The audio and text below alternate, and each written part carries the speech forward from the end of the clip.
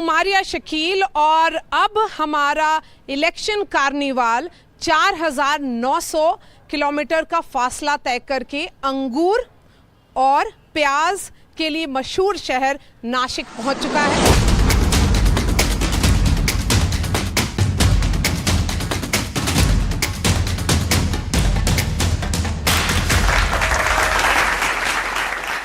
यहाँ पर लोगों से चर्चा करेंगे क्योंकि हमारा जो ये कार्निवल जो सजा है एक बहुत ही ख़ास जगह सजा हुआ है। इस जगह की क्या खासियत है वो भी बताएंगे, लेकिन सबसे पहले थोड़ा मंच सजे और थोड़ा गाना बजे।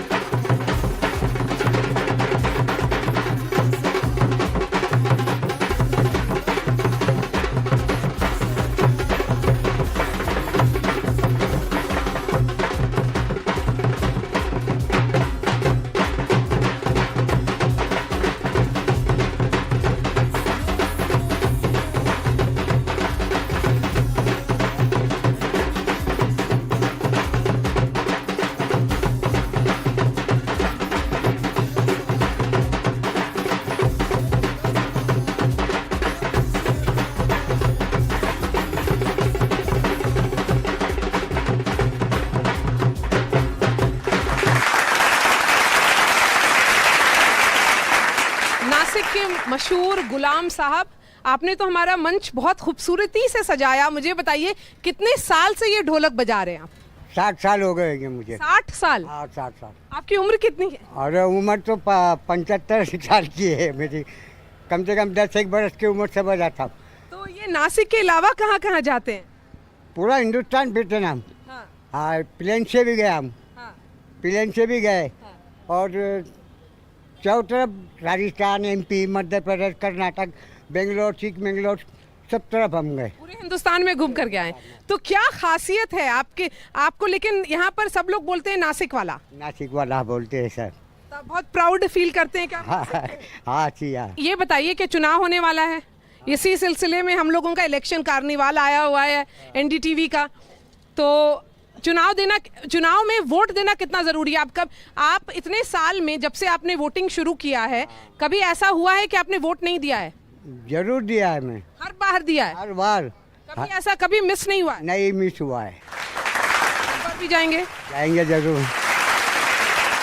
हमारे साथ इस मंच पर आने के लिए बहुत बहुत शुक्रिया। अब मैं मंच पर आमंत्रण करूंगी लक्ष्मण साव जी को, जो भाजपा के स्पोक्सपर्सन हैं, दत्ता गायकवाड़ शिवसेना उद्धव ठाकरे गुट के प्रवक्ता हैं, आकाश छाजर कांग्रेस से।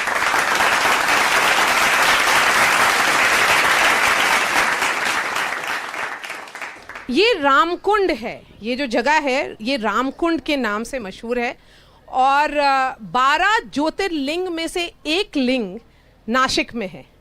और ये भी यकीन किया जाता है और बिलीफ है कि जब भगवान राम का वनवास हुआ था तो 14 साल में से उन्होंने 2.5 साल नासिक में गुजारा था, और इसलिए ये काफ़ी ख़ास शहर है। तो इसलिए शायद इसकी पॉलिटिक्स भी बहुत ही ख़ास है और इस पर चर्चा भी होना बहुत ज़रूरी है। और हमारे साथ जो ऑडियंस है वो भी बहुत इंटरेस्टिंग है, क्योंकि महिलाएं भी हैं और साथ में जो शख्स हैं यहाँ पर वो एजुकेशन के माहिर हैं। उनके जो सवाल होंगे वो बहुत अहम होंगे, जो उनके पर्सपेक्टिव होंगे वो बहुत अहम होगा। हमारे साथ यहाँ पर इंडियन मेडिकल एसोसिएशन के जो चीफ हैं वो भी मौजूद हैं। तो सबसे पहले मैं सवाल आपसे पूछूंगी। 2 लोकसभा क्षेत्र है, नासिक और डिंडोरी। नासिक से भाजपा के आप लोगों ने अभी तक तय नहीं किया है कि कौन चुनाव लड़ेगा। हेमंत गोडसे शिवसेना के यहाँ के सांसद हैं अभी भी, और डिंडोरी से यूनियन मिनिस्टर भारती पवार हैं।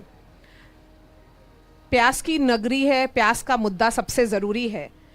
एक्सपोर्ट बैन आप लोगों ने 20 दिन पहले लिफ्ट किया, तो ये तो बस चुनाव से रिलेटेड है, तो ज़रूर किसान को तो ये समझ में आ ही जाएगा कि ये लॉन्ग टर्म नहीं है, ये टेम्पररी है। दीदी जी, मैं आपको पहले आपने जो बात किया रामकुंड ज्योतिर्लिंग की, और इसके अलावा नासिक की बहुत सारी विशेषताएं और भी है जो पूरे देश को चलाने में हमको सहायता होती है। एक सांस्कृतिक धरोहर भी अच्छा है नासिक का। यह आध्यात्मिक जो बातें आपने बोली ये तो है जी, लेकिन सांस्कृतिक धरोहर भी बहुत बड़ा है। आजकल जो टीवी सीरियल जितनी चलती है उसमें जो लीड आर्टिस्ट है ना, मोर देन 50% आर्टिस्ट नासिक के हैं। एक बात मैं आपको बताना चाहता हूं, इस बात पर भी ताली हो जाए। इसके बाद में जो लिटरेचर है, साहित्य है, जी, और साहित्य क्षेत्र के बहुत बड़े लोग, राइटर्स, सब जो नासिक कि से शिरवाड़कर जी है, कानिटकर जी है, ऐसे बहुत कम से कम 101 की लिस्ट होगी। जी, ज्ञानपीठ पुरस्कार उनको मिला हुआ है। हाँ। ये भी है। प्याज की बात कर रहे हैं, एक्सपोर्ट बैन लिफ्ट हुआ है। वो भी बात हाँ, करेंगे। चलिए प्याज की बात कर रहे हैं। नहीं, वो भी बात करेंगे ना। हाँ। लेकिन जब हम पहले नासिक में जब ये शो करने जा रहे हैं और उन्होंने पूरी दुनिया देखने वाली है, पूरा भारतवर्ष देखने वाला है, चुनाव तो हमेशा आएंगे। पॉलिटिक्स पे आ जाइए। बहुत सारी विशेषताएं और हाँ। भी है। नासिक में 25-26 डैम्स है और मुंबई को पानी जाता है, और ये आधा जिला से ज्यादा शेड्यूल ट्राइब जिला है। जी, एक बात जी, लेकिन जो मेरा सवाल है उस पर आ जाते हैं, क्योंकि जो जनता है वो उत्तेजित हो रही है। नहीं, ये सब पहचान के हमारे, आपके पहचान कोई के बात लोग नहीं है। उत्तेजित हो रहे हैं। एक मिनट, अभी बात ऐसी है, ऐसा है, जो 10 साल में जो हमारी गवर्नमेंट चली है और मोदी जी के नेतृत्व में भारत का जो दुनिया में पूरे देश और विदेश में भी जो सम्मान होने जा रहा है और आगे भी होने वाला है, जनता ने मन बना लिया है। अगर देश का चुनाव है तो जहां के स्थानिक मुद्दे उठेंगे उसके ऊपर चर्चा होगी, लेकिन मोदी जी को मत देने का जनता ने मन बना लिया है। प्याज की चर्चा करेंगे, क्योंकि जो भी आप मुद्दे बोल रहे हैं, सवाल ये प्याज नहीं है। की चर्चा आज क्या हो गया? जो निर्यात बंदी थी वो खत्म हो गई। हाँ, आज वही बताइए ना। वो हो गई ना, वो मुद्दा गया आज से। कैसे कल गया? तक, आज सुबह तक उनका ये मुद्दा था, दोपहर के बाद ये मुद्दा नहीं रहा। चलिए अब कांग्रेस के प्रवक्ता बोलेंगे। हाँ, कांग्रेस के प्रवक्ता। 20 दिन पहले यहाँ का जो एक्सपोर्ट का बैन था वो उठाना सरकार ने उठाया है, क्योंकि इलेक्शन आगे है।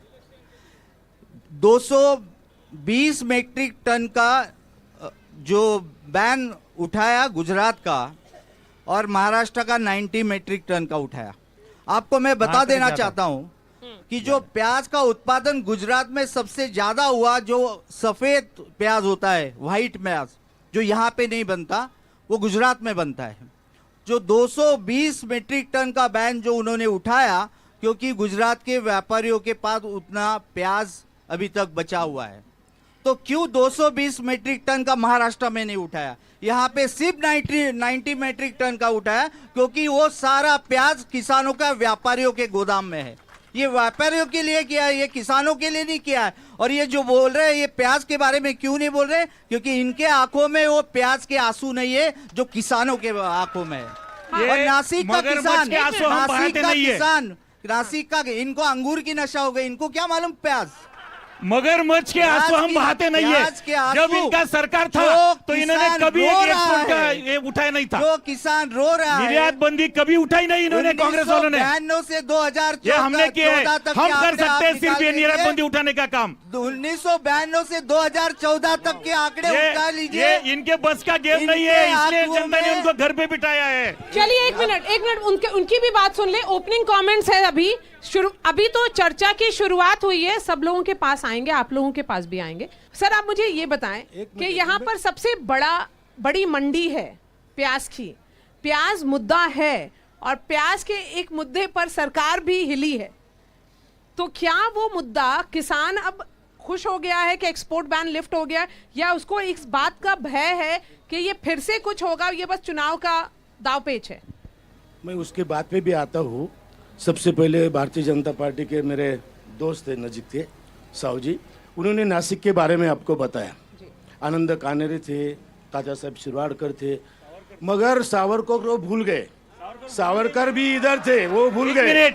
एक मिनट देखो, मंच का रिस्पेक्ट रखने के लिए उनकी बात सुन लीजिए। अगर हम चुप बैठे, इसका मतलब हमको एक तो अधूरी बात करनी थी। नहीं आप उनकी ये नहीं, ये ठीक नहीं है। भी नहीं की है। ये बोलिए। सावरकर का अपमान करने वाले को साथ बैठते हैं और सावरकर का नाम लेते हैं। मुझे ये जानना है, सावरकर जी का अपमान करने वालों के साथ बैठते नहीं हैं। एक मिनट, मुझे ये जानना है ये क्या जनता भी ये वही महिलाओं मुद्दों का पर चर्चा अपमान करना करते चाहती है जिसपे आप लोग बात कर रहे हैं? नहीं। क्या जनता के और मुद्दे हैं? ये नासिक नगरी में, नासिक का ये एजुकेशन हब होना चाहिए, उसमें कोई गलती बात नहीं है। ये देखो कि आजकल 83% अनएम्प्लॉयमेंट का प्रॉब्लम हर ओर चल रहा है, उसमें से ग्रेजुएशन का प्रॉब्लम है। दूसरी बात यह है कि अभी तक अपना ड्रॉप आउट परसेंटेज अगर 100 बच्चे पहले में स्टैंडर्ड फर्स्ट में एडमिशन लेते हैं तो ग्रेजुएट 28.1 होता है, यानी 72% और 71.9% बच्चे काक हो जाते, ये कोई पता नहीं चलता। आप इसके लिए किसको जिम्मेदार ठहराते हैं? लोकल लोकल एमपी का कितनी जिम्मेदारी होती है? एमपी की responsibility. Now see one example, IT park का जो है, आज बेंगलोर में पानी नहीं है, बेंगलोर में आईटी इतना बढ़ गया कि वहाँ पे उष्णता है, पानी नहीं है, बेंगलोर के लोगों को काम नहीं, वो वर्क फ्रॉम होम कर रहे हैं। हमारे हजारों बच्चे नासिक में काम बेंगलोर में करते, लेकिन होम नासिक में काम करके यहाँ से करते। यहाँ पे आईटी पार्क का 10 साल से 15 साल से चल रहा है। तो इस पर सवाल मैं आपसे पूछूंगी, भाजपा के जो प्रवक्ता हैं, लेकिन उससे पहले जरा आप बताएं कि सबसे ज्यादा मुद्दा डॉक्टर्स के लिए क्या है? डॉक्टर्स के लिए मुझे ऐसा लगता है कि हेल्थ केयर एक्सपेंडिचर जो है गवर्नमेंट का, वो बहुत कम है आज भी। नासिक के कॉन्टेक्स्ट में अगर इसी बात की चर्चा करें तो यहाँ पे हेल्थ केयर फैसिलिटीज कैसी है? हेल्थ केयर फैसिलिटीज अच्छी है, लेकिन हेल्थ टूरिज्म के लिए जो माहौल बनना चाहिए, जो फैसिलिटीज देना चाहिए, जो हेल्प करना चाहिए, वो मिल नहीं रहा है। Nashik is the best city to have the health tourism. 10 साल से यहाँ पर शिवसेना के सांसद रहे हैं, तो जवाबदेही किसकी? इसके ऊपर मेरा जवाब ऐसा है, खाली बजाओ। एक तो मैं बहुत अच्छा सम्मान करता हूँ इन दोनों का भी। गुरु के स्थान पर हमको आडके सर भी है, डॉक्टर भी है। बात ऐसी कि 2013 और 14 में हेल्थ का बजट 30,000 करोड़ था 2013-14 में, और 2023-24 में 90,000 करोड़ का है। ये मालूम होना चाहिए, 18% ये जीएसटी जानकारी होनी चाहिए, 18% ये जानकारी होनी चाहिए, ये जानकारी होनी चाहिए। ये झगड़े वाली बात नहीं है, जीएसटी भी लगवाया है। ये झगड़े की बात बजट नहीं बढ़ा है। है तो जीएसटी भी लगवाया है। अगर ये मेडिकल टूरिज्म जो होना चाहिए नहीं, वो लेकिन- होना चाहिए, लेकिन IT उसके पार्क लिए जो- प्रयास जारी है हमारे। आईटी पार्क तो प्रॉमिस किया हुआ है और उसके बाद आपने डिलीवर नहीं किया है। नहीं भाई, बातें ऐसी है, सैकड़ों बातों जो बातें हुई है वो उसके अभी बारे तक में भी चर्चा ब्रह्मगिरी होनी के चाहिए, वो भी पर्वत होगा, पे ये उनको IT वो भी पार्क होगा। वगैरह कुछ जो पता नहीं 50-60 साल में जिन्होंने किया नहीं है, वो सवाल हमको कर रहे हैं, तुमने क्यों नहीं किया? ये हेल्थ, अरे ये हमने हेल्थ जो के 10 बारे साल में किया ये है, हेल्थ के इनको बारे में 60 साल में बोलेंगे। नहीं जोड़ा। यहाँ पे मरने के इनके बाद पास कफन है पे जीएसटी पूरा लगाया कोरोना इन्होंने। कालावधि ये में, हेल्थ के बारे में बात करेंगे। कोरोना ये कालावधि में हमको देश ने थाली जो बजाने सामना को किया। बोलते हैं। यहाँ पर वो भी लेता हूँ। महाराष्ट्र की राजनीति की खासियत यह है कि इस बार चुनाव में जो वर्कर्स हैं वही कंफ्यूज्ड हैं, क्योंकि हर भाजपा हो या कांग्रेस, दोनों के पास एक एक पार्ट है, एनसीपी का और शिवसेना का। तो इसलिए जो वर्कर्स हैं वो कंफ्यूज रहेंगे। हमारे लेकिन पास ओरिजिनल है। आपके पास ओरिजिनल है। चलिए, मेरी पहली हाँ। आप बीच में मत बोलिए, हाँ। मेरी बात सुनिए। जी, जो मैं आ रही हूँ। 2014 में जो मोदी साहब ने गारंटी दी थी, जी। पहली बात तो मैंने आपने बोल दिया। दूसरी बात, किसानों का दाम दुप्पट करेंगे। अभी डॉक्टर साहब ने बहुत अच्छा बोला, किसानों के लिए जो खत भी होता है उसके बारे में भी जीएसटी लगा दिया है। किसानों को भी गायकवाड़ साहब, मैं आपसे सुनो ये एक सवाल बात, पूछूंगी। और जो पैच के बारे में आप बोल रहे थे, जी। पैच जो गुजरात स्टेट है, अभी मुझे यह लगता है कि प्रधानमंत्री गुजरात के है या देश का रहता है। अगर देश का प्रधानमंत्री होता, जो कुछ देना है वो गुजरात को देते, या उद्योग गुजरात में चले जाते। किसानों की बात हुई वो गुजरात ये में। मुझे बताएं कि जब आपकी सरकार चल रही थी उनके साथ, तो आपने ये सब कंसर्न्स कितने बार रेस किए थे? 2014 के हम साथ में थे। हाँ, वही तो मैं पूछ रही बराबर है ना। जी। फिर भी हम जब हमारा साथ में थे तो कितने बार सवाल उठाया आपने? हर टाइम उठाया। किसानों की बात हो फिर भी हमने उठाया। हमारे संसद में उधर संसद भवन में आंदोलन भी किया, प्याज के बारे में भी आंदोलन किया, मगर जो हुकुमशाही है वो सुनने वाला ही नहीं था। चलिए। इसलिए हमने उनको छोड़ के अलग हो गए। और जनता से बात करेंगे, क्योंकि आवाज उनकी होनी चाहिए, इसलिए। हमारे यहाँ अभी सिविल हॉस्पिटल आप चलिए, इधर उतनी दवा की कमतरता इतनी है कि लोगों को दवा की वजह से कमतरता है। हमारे कॉर्पोरेशन के बिटको हॉस्पिटल में एमडी मेडिसिन डॉक्टर भी नहीं। अभी मेरे लड़की का हाथ टूट गया था, जो एक फ्रैक्चर हो गया था मेरे लड़की के हाथ में, तो हम हेल्थ के लिए आयुष्मान कार्ड मैंने हॉस्पिटल में दिखाया, तो वो क्या, एक मिनट, डॉक्टर बोलते हैं वो फाड़ के फेंक दो, ये चलता नहीं है। अगर वो चलता ही नहीं है तो ऐसे झूठी योजना लाते ही क्यों? महाराष्ट्र में राइट एजुकेशन का 25% गवर्नमेंट ने गरीब लड़कों बच्चों के लिए एक चालू था, कांग्रेस ने पहले से चालू था। इन्होंने जैसे इनका सरकार आया, जो गरीब बच्चों को 25% मुफ्त मिलता था प्राइवेट स्कूल में, इंग्लिश मीडियम में, इन्होंने पहले उनको उनके पास के मिला के वो स्कूल वो पहले बंद कर दिया। इनके कारण बच्चों का नुकसान हो रहा है। ये सब 3 सवाल है। Ayushman card, Ayushman Bharat card work नहीं कर रहा है, पहला बात इन्होंने जो बोला, उसका जवाब आप डायरेक्ट आंसर दीजिए। अब जहां ऐसी घटना होती है वहां उसकी जो व्यवस्था है उस वक्त तुरंत बोलना चाहिए। ये राजकीय मुद्दा नहीं हो सकता है। मैडम, जब मैं अस्पताल गया तो मेरे को, मैं तीन दवाखाने में गया, तो मेरे को सबसे पहले मैं दवाखाना गया मेडिकल में भी मेरे को क्या बोले, 100 रुपए दो, पैसे भी लेते हैं, पैसा भी लेते हैं, 100-200 रुपए ले लेते हैं, और हमको बोलते हैं आयुष्मान कार्ड मिलेगा। वो आयुष्मान कार्ड मिलने के बाद हम अगर डॉक्टर के पास जाते तो हमको ये बोलते हैं कि वो कुछ काम का नहीं है, वो फेंक दो, ये आपको किसने बोला? जब हम बोलते हैं जेन्युइन कंसर्न है, मैडम, उसका जवाब जेन्युइनली दीजिए। एडमिनिस्ट्रेशन के साथ कोई मुद्दा है तो हम उसका हल कर सकते हैं। हाँ। और कोई भी हल कर सकता है। वो जिस प्रभाग में रहते हैं उसका पार्षद भी इसका मुद्दा हल कर सकता है। लेडीज का जो चेन स्नैचिंग जो ये है वो ज्यादातर बढ़ रहा है। सुरक्षा के मामले में क्या है अभी? वो पॉलिटिक्स पे चर्चा हो रही है, आप क्या कहेंगी? कुछ नहीं, कुछ काम के नहीं है, कुछ काम के नहीं है। कोई भी पार्टी नहीं। 15 साल से मैं ये अकेली हूँ। पति मेरा बेपता हो गया, केस कंप्लेंट करी, कुछ नहीं बोलते बाद में दाओ। नगर सेवक भी नहीं कुछ करता, कोई कुछ नहीं करता। आप लोगों में से कौन इनकी मदद नगर सेवक का नाम बोलो।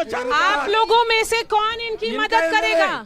मेरी बच्ची मती मंदे तो हम करेंगे, कोई नहीं करता। हम करेंगे, दवाखाने में गए, हम करेंगे। कुछ नहीं हुआ। आप पेंसिल का डॉक्टर बोलता वो लाओ। अरे कहाँ से लाएंगे? हाँ, ये काम करूंगे क्या? 10 घंटे से काम करते, तो उधर भी पगार मिलेगा तब जाके घर पे ये करेंगे ना।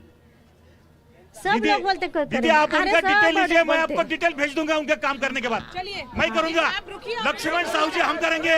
हमारी आवाज़ सुनिए, क्योंकि हम वोट देते हैं इसलिए आप वहाँ आते हैं। एक्चुअली मुझे ये कहना है कि 2 पार्ट है मेरे, एक किसान और दूसरा पार्ट ये कि सबसे अहम बात ये है कि हम लोग इनको वोट करते हैं जी। हम मतलब बहुत प्रयास लेके कष्ट करके इनको वोट करते हैं, लेकिन हमारी वोट की कोई अहमियत नहीं रखी जाती, कोई कीमत नहीं रखी जाती, क्योंकि जिस दिन हम वोट करते हैं उस दिन उनको किसी पार्टी को वोट कम पड़े तो सडनली वो दूसरी पार्टी को जाके ज्वाइन हो जाते हैं। तो ये जो इनका चल रहा है इसमें उन्हें एक निष्ठता चाहिए उनकी वोटिंग, उनकी जो राजनीति है उसमें एक निष्ठता चाहिए, क्योंकि आज हम उनको वोट करते हैं, वो दूसरे दिन किसी और को जाके मिल जाते हैं। जैसे बहुत सारे मुद्दे हैं, लेकिन अभी नासिक जाना जाता है अपने क्लाइमेट के लिए।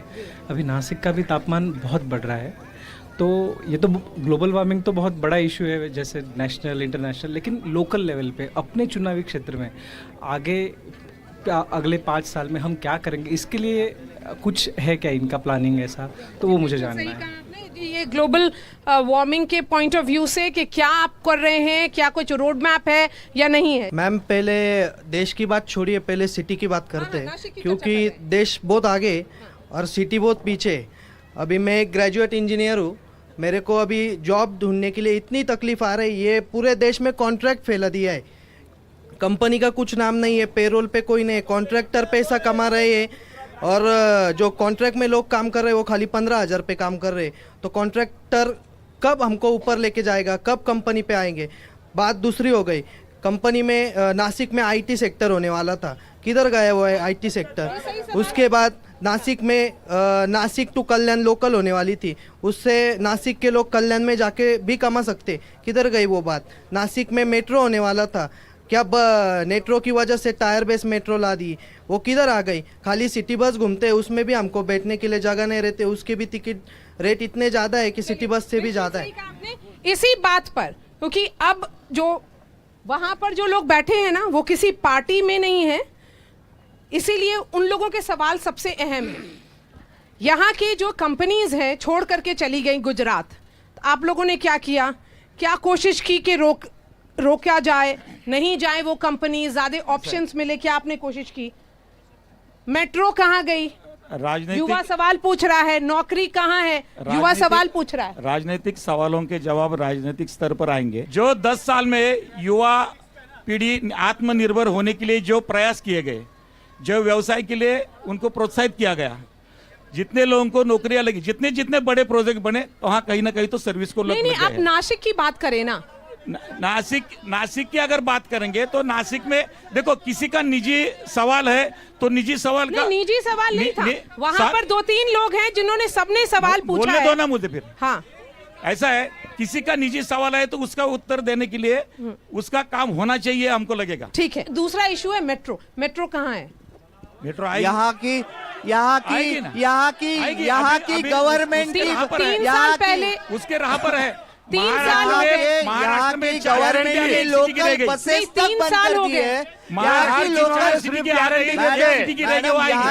हर चुनाव में सिर्फ गारंटी देते, ये करेंगे वो करेंगे, करते कुछ नहीं। यहाँ की लोकल जो हमारी मैडम, यहाँ की लोकल जो हमारी गवर्नमेंट की सिटी बसेस चलती थी, वो तक ये लोगों ने बंद करवा दी है। एक सिटी लिंक नाम की प्राइवेट कंपनी को बसेस चलाने दी है। हर 2 महीने के बाद वहां पे स्ट्राइक होता है, और ये गरीब जनता वो बस में बैठ भी नहीं सकती। उसका जो किराया है उससे तो उनको पैदल चलना अच्छा लगता है, इतना उसका किराया है, और ये मेट्रो लाएंगे। जोड़ तोड़ की राजनीति बहुत ज्यादा हो रही है इस स्टेट में, तो लोगों को पॉलिटिक्स पे भरोसा है या नहीं, मैं यही पूछती हूँ। यहाँ के पॉलिटिशियन जो सब है, सब पार्टी के, उन्होंने पहले मुद्दों पे ऊपर ध्यान देना चाहिए। आप लोग जो तरुण है यहाँ के, उसको यहाँ से जाना पड़ता है, मुंबई जाना पड़ता है, पुणे में जाना पड़ता है। यहाँ पे रोजगार क्यों आप उपलब्ध नहीं कर सकते?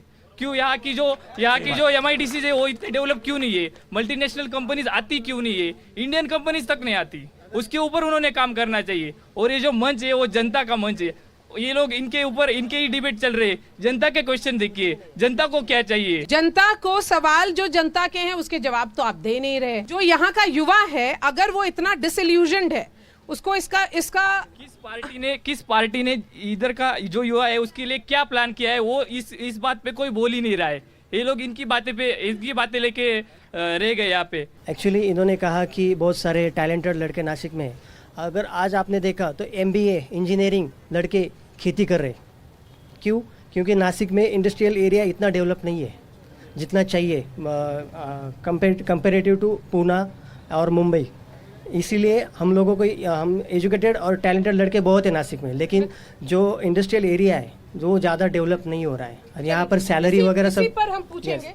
इसी पर आप लोग तीनों सोच लीजिए जवाब अपना। हम जिस गोदावरी नदी के किनारे ये डिबेट कर रहे हैं उस गोदावरी रिवर का पोल्यूशन बहुत हाई पीक पर है और पिछले 10 साल से या 12 साल से हम लोग ये चर्चा कर रहे हैं, लेकिन प्रॉपर कुछ एक्शन इसके ऊपर नहीं हो रहा है। इसको हम दक्षिण गंगा बोले जाते हैं, बहुत पवित्र नदी, पूरे हिंदुस्तान से लोग यहाँ पे रिचुअल्स करने आते हैं, लेकिन यहाँ की पानी की जो क्वालिटी है वो बदतर दिन ब दिन बढ़ती जा रही है और इसके ऊपर कोई पॉलिटिकल एक्शन नहीं हो रहा है। क्राइम रेट बढ़ रहा है, महिला बार बार बोल रही हैं, और आपका युवा के लिए कोई रोड मैप है या नहीं? आपसे मैं कांग्रेस के प्रवक्ता से पूछना शुरू करूंगी। आपको अभी पता ही है कि फिलहाल कांग्रेस ने एक वचननामा जाहिर किया और इस देश में हर साल जो 30 लाख नौकरियां, सरकारी नौकरियां है, वो कम से कम 10 साल से वहाँ पे कोई रिक्रूटमेंट नहीं हुआ है। तो हमारे वचननामा में सबसे पहले बेरोजगार जो युवा है उनको हर साल वो 30 लाख नौकरियां हर युवा को देने का वादा हम लोगों ने किया है। हमारे वचननामा में उसके आगे जाके जो बेरोजगार है, जो युवा है, जो ग्रेजुएट होता है, जैसे इस लड़के ने अभी जो बताया कि मुझे नौकरी नहीं मिल रही है, क्योंकि यहाँ पे एक कल्चर है कि जो अप्रेंटिसशिप होता है वो सिर्फ बड़े घर के जो बच्चे होते हैं जो पास होके बाहर निकलते, बाहर हॉस्टल में जाके रह सकते हैं और उनका घर से उनका खाना पीना चलता है, उनको अप्रेंटिसशिप वो अफोर्ड कर सकते हैं। लेकिन यहाँ का गरीब बच्चा जो ग्रेजुएट होता है वो अप्रेंटिसशिप के लायक नहीं होता। इसीलिए कांग्रेस के वचननामा में लिखा है कि यहाँ से गरीब बच्चा जो ग्रेजुएट होगा और जो बाहर निकलेगा उसको हर सेक्टर में, फिर गवर्नमेंट सेक्टर हो, प्राइवेट सेक्टर हो, हेल्थ डिपार्टमेंट हो, उसको अप्रेंटिसशिप का हर एक को हक मिलेगा। ये हमारे वचननामा। मैडम 1 मिनट में सिर्फ दूसरा सवाल था उसका मैं उत्तर देता हूँ कि सबसे ज़्यादा हमको अच्छा लगा कि जो युवा है, जो राजनीति जानता है कि हम लोग वोट देते हैं और हमारा वोट बेचा जाता है, हमारी निष्ठा बेची जाती है। ये तो आइडियोलॉजी का सवाल है, लेकिन ये कल्चर महाराष्ट्र में ऐसा कभी पहले नहीं था। यहाँ पे जितनी पार्टियाँ टूटी और जितनी पार्टियों के नेता यहाँ से वहाँ, वहाँ से वहाँ गए, उनके ऊपर सारों के ऊपर करप्शन चार्जेस थे, वो डर के मारे गए, लेकिन हम लोगों ने हमारी आइडियोलॉजी नहीं छोड़ी। ठीक है, चलिए अब लक्ष्मण साहू जी, सवाल है नौकरी का, जवाब दीजिए उसी तरह का। युवाओं की संख्या और नौकरियों की संख्या, युवा आत्मनिर्भर होना चाहिए, व्यवसाय में उनको आधार मिलना चाहिए, इसलिए सरकार की जो योजना है हर युवा के हाथ में कुछ ना कुछ उसका व्यवसाय होना चाहिए। इसके लिए ज्यादा स्कीमें, ज्यादा योजनाएं हैं और अभी भी इस मैनिफेस्टो में जो हमने बताया है, इस मैनिफेस्टो में हमने जो बताया है वही बताया है। साहू जी, एक सवाल ये जरूर है कि भाजपा पर महाराष्ट्र में ये आरोप जरूर लगेगा कि आप लोगों ने जोड़ तोड़ की राजनीति की है, आपने एनसीपी को तोड़ दिया, आपने शिवसेना को तोड़ दिया, ये सच है या नहीं? अभी बात ऐसी है, 2019 में लोकसभा के चुनाव हुए, बाद में विधानसभा के चुनाव हुए, जनता ने मैंडेट बीजेपी शिवसेना अलायंस को पूरी तरह दिया था। जनता का मैंडेट ठुकरा कर तोड़ चोड़ की राजनीति हमने नहीं की। सोनिया गांधी, शरद जी पवार और उद्धव ठाकरे, इन्होंने महाराष्ट्र का सत्यानाश किया बाद में 2.5 साल में। सुन लीजिए उनकी भी अभी ये ईद के बारे में जा रहे थे, एक बात का जवाब उन्होंने भी देना चाहिए। हाँ। जो प्रधानमंत्री है उन्होंने एक भाषण में कहा था कि 70,000 का घोटाला एनसीए में किया है अजित पवार में, और चौथे दिन अजित पवार इधर आ गए तो उप मुख्यमंत्री बन गए। आज भी इस देखो, ये कुछ भी बोलने दो, महाराष्ट्र में अलग सी मैडम लोकसभा की बात हो रही है, उस वक्त नासिक के सांसद इनके कस्टडी में थे। चलिए इसी बात पर उनको भी आपने ले लिया। अभी वो छोड़ो, ये एपिसोड खत्म होता है, इलेक्शन कार्निवल का ये अभी सफर जारी रहेगा। अभी तो ऐसी हालत हो गई है, आपस में बहस कर रहे हैं और जनता के सवालों का शायद इनके पास जवाब नहीं है। शुक्रिया हमारे साथ जुड़ने के लिए।